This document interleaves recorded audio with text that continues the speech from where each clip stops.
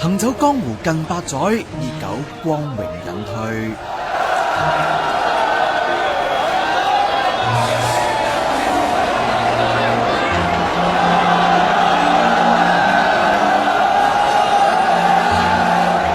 告別啦，真係難離難捨，以後都冇得搭熱狗啦，呢班車梗係逼爆啦。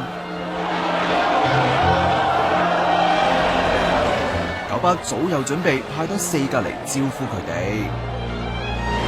九巴先迷估到5號位幾時開始行梳士巴利道嘅？1982年行梳士巴利道嘅。可唔可以影啊？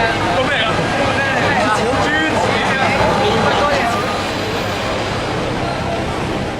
那些年佢哋都係搭熱狗大噶，最後一日都唔嚟搭，點對得住自己啊？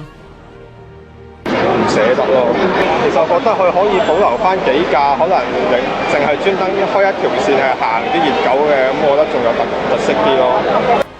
始終真係90年喎，喺香港初服務咗，即係冇冷氣巴士，你要之後揾翻呢件，即係呢個感覺一定係唔容易嘅事，所以最後一班可以當熱狗致敬咯。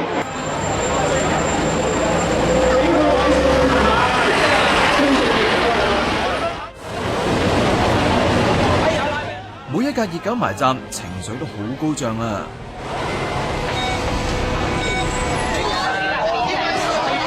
尋日成30度都咁蜂擁，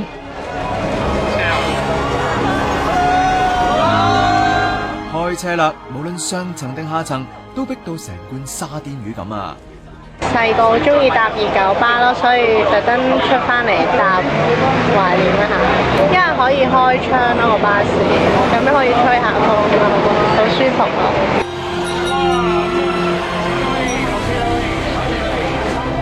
叫極都唔捨得落車，又真係難怪嘅。佢哋最想都係設立交通博物館，留住啲熱狗，等第時可以懷念下啊嘛。